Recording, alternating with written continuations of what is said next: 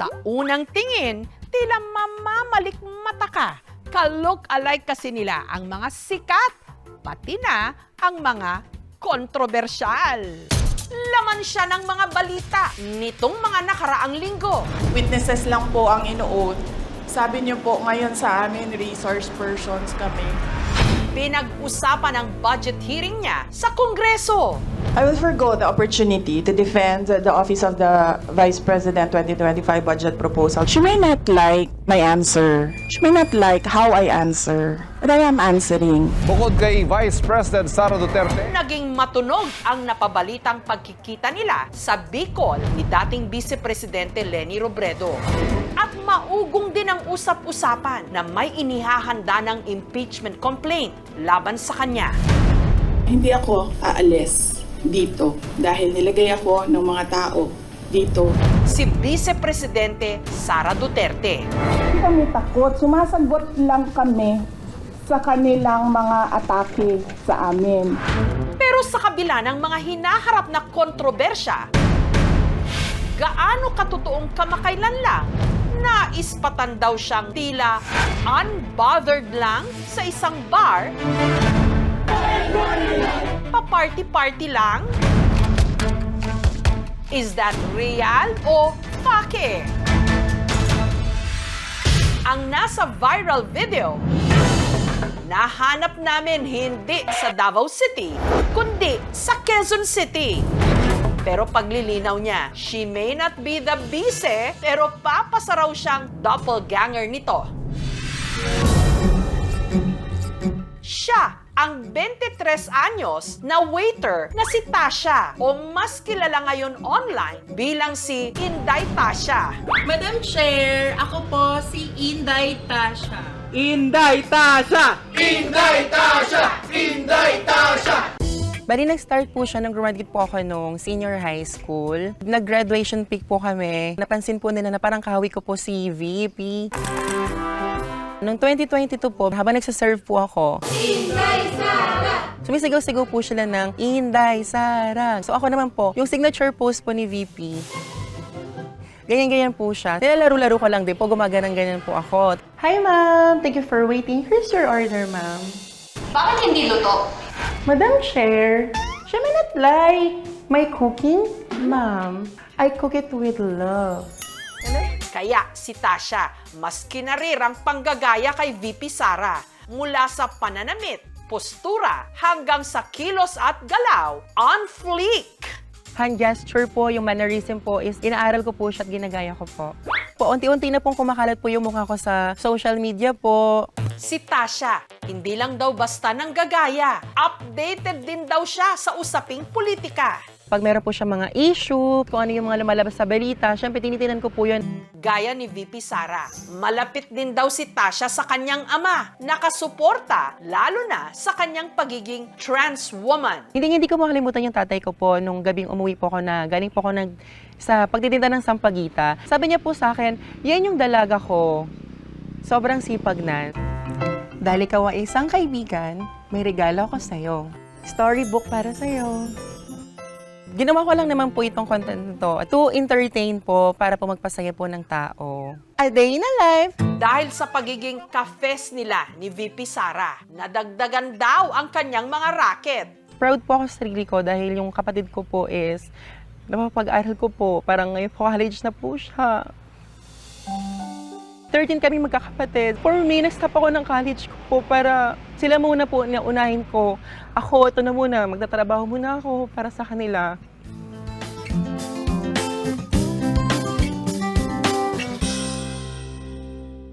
Muling na-cite in contempt si dating presidential spokesperson Harry Roque matapos hindi dumalo sa pagdinig ng House Quad Committee kanina. Sa buwang ito naman, pinaghahanap ang dating presidential spokesperson na si Attorney Harry Roque ng mga tiga House of Representatives para sa pagpapatuloy ng investigasyon sa pagkakasangkot ng kanyang pangalan sa Pogo. I move, Mr. Chair, that we hold Harry Roque in contempt. Pero ano itong namataan daw ang abogado sa Taytay Rizal? Mula sa hugis ng mukha, hairstyle, mata, pati na salamin. Mapapa-second look ka talaga. Ang kahulmaraw ni Attorney Harry Roque na na-cite for contempt ng aming team, Your Honor, siya po ang 31 anyos na si Mark.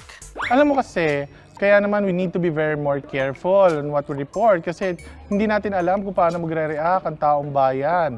But yes, I'll take your word for it. I'm more relaxed now. 2016, yung isa sa mga ka-team ko, lumapit sa akin, sabi niya, Haji, parang kamukha mo yung Harry Roque. Pag uwi ko, sinearch ko talaga siya. Nagulat ako kasi sabi ko, kamukha ako nga. Tinanggap ko na kamukha ako na siya. May mga nagpapapicture na sa akin. Minsan, nakaka-trigger siya ng social anxiety kasi natatakot ako minsan baka pag magpa-picture sila, maasim ako. Baka may masabi sila, ano ba yan? Ang asim naman nung gumagaya kay Harry Roque.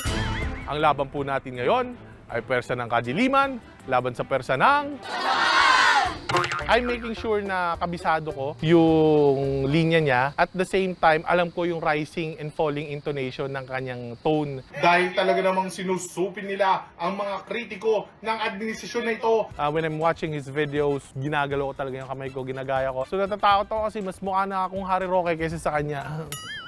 Si Mark, likas daw talagang komedyante. Katunayan, racket talaga niyang mag-stand-up comedy. Sa sinong party list itataas natin ang normal BP to 190 to 100? Dahil may pinagkaiba kami at ini-impersonate ko siya, that doesn't mean na dapat parehas kami ng point of view sa buhay at ng pinaglalaban. Next question, please. Nag-reach out. Sana hindi, kasi natatakot ako eh. Baka kasuhan ako. Hindi, joke lang. Alam ko naman may naiintindihan niya yung ginagawa kong content. It's actually for the memes. It's actually for the laughs. Hindi po ako nagsisinungaling. Isa naman sa mga nagpahirap sa paghuli sa sinuspinding Bamban Tarlac Mayor na si Alice Go. Ang pagkakaroon di mano niya ng decoy o yung paggamit ng kamukha niya para lituhin ang mga pulis. Sadya ba talaga yun? Pero kung sumuko na ang decoy ni Alice Go, sino itong babaeng nakilala namin sa Ormoc City sa Leyte na parang carbon copy rin niya?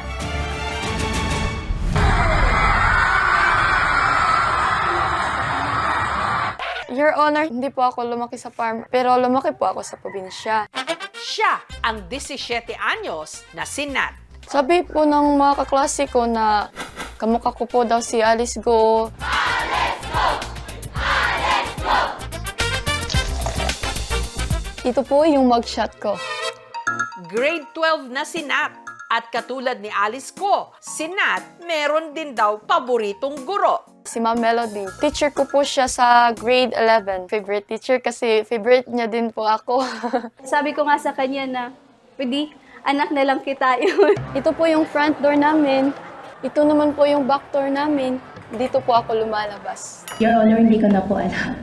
Kung si Alice Go, marami raw impormasyong hindi naaalala, si Nat naman daw, likas na makakalimutin. Minsan, nakakalimutan ko yung mga utos ni nanay. May aaminin po ako.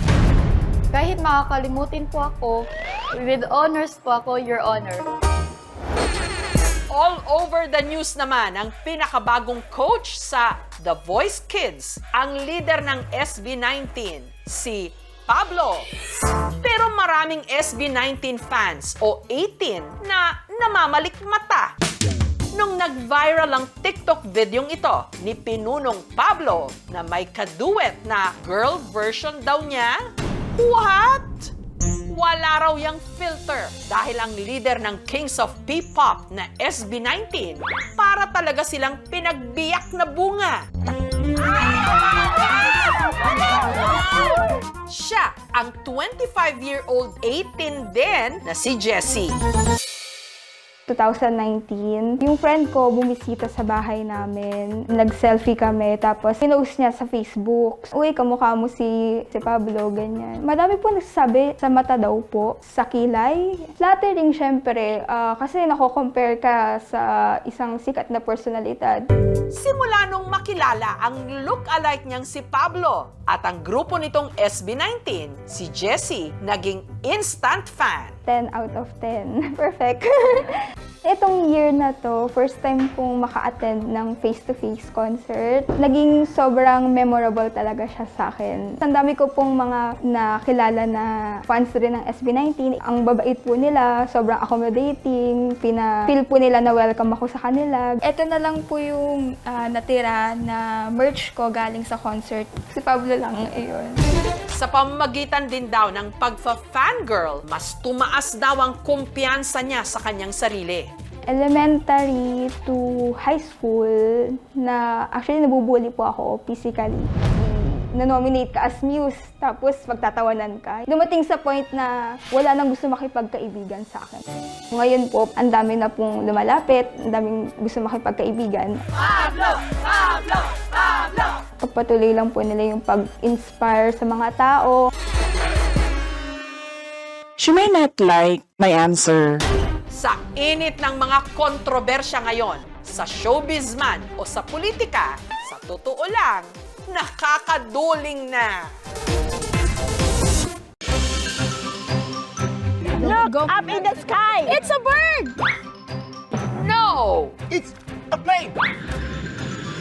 No! It's a flying kubo! What? Lipat bahay yarn? Sobrang na-amaze ako. Hindi ko po inaakala na makakakita ako nung lumilipad na bahay. Paanong sa kalangitan may kubong nag-up and away? Meron pa mo kita flying house, ha? Oh my gosh! Napanood nyo na ba ang animated movie na Up? Kung saan ang isang bahay inilipad ng sandamakmak na lobo. Katulad ng nangyari sa Bukidnon, kung saan ang isang kubo naman tinangay ng parachute. Bago pa lumipad ang inyong isipan, lumipad na ang aming team sa Malitbog, Bukidnon, kung saan namataan ang flying kubo. At dito, nakilala nila ang nagsilbing piloto ng kubong nag-feeling eroplano, si Ronnie, isang paraglider. Okay guys, let's go! Paragliding, usana ka extreme sports na gawa sa tila may mga lines at saka harness equipment. Yun ang magamit nato para sa paglupad. Ito pong paragliding, pangtanggal stress din kasi pag makalipad parang mawala yung pagod mo. Yung 2018, yung ginawa ko, yung kabaong, Halloween costume pala yun. Mga buwang! At para mas maging exciting pa ang kanyang pag-paraglide,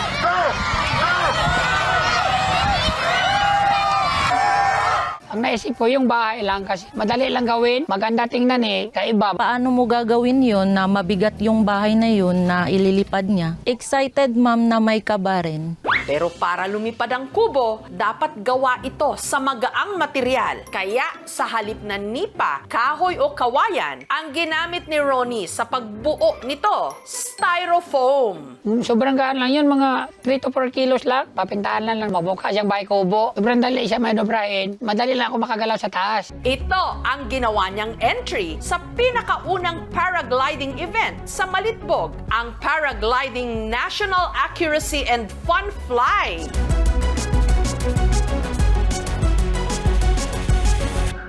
Isang step na rin kung paano namin i-boost yung tourism ng munisipyo. Lumaban si Ronnie sa Fun Fly category, kung saan ang mga kasaling paraglider, hindi lang basta lilipad, dapat meron ding gimmick. We also have the special category costume competition. Confident na ako ang mananalo. Alam ko na yun, paglabas ko, sobrang appreciate sa mga tao. ang mga nakalaban ni Ronnie. May kanya-kanya ring paandar. May isa na excited ng magpasko, nagpalipad ng giant parol. Ang pambato naman ng iba, cartoon characters, gaya ni Pikachu at ni Super Mario. Nung si Ronnie na ang magpapakitang gilas, Kinakabahan ako ng konti kasi pag hindi yun makalipad, sa puno ako makapunta.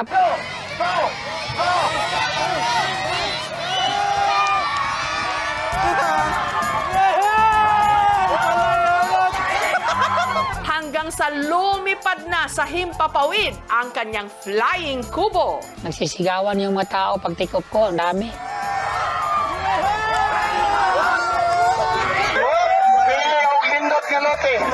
Karoon pa mo kitang flying house, ha? Oh my God! Nangyari din! Sobrang happy ko kasi napalipad ko yung bahay. Sa huli, ang flying kubo ni Ronnie ang itinanghal na kampiyon sa fun fly category. Nakatanggap ako ng cash prize, 7,000 at saka trophy. Nakabayad pa kami sa kurente. Yung pangbaon, pang grocery, laking tulong na yun sa amin. Yo, let's go! Nakangiti siya. Alam namin masaya siya. Susuportahan ko na lang siya ng buong buo. Mga Paps, I love you! Pag andoon ka na sa area, ma'am, parang lahat problema mo, mawagtag. Basta sobrang enjoy doon, ma'am, sa taas. For other viewers who would like to have an experience, dapat muna magkaroon ng proper training to make sure na your body is physically fit, mentally equipped, and then presence of mind. Bahay namin, maliit lang. Pero, lumilipad ito. Karoon pa mo kitang flying house, ha? Thank you for watching, mga kapuso. Kung nagustuhan niyo po ang videong ito, subscribe na sa GMA Public Affairs YouTube channel. And don't forget to hit the bell button for our latest updates.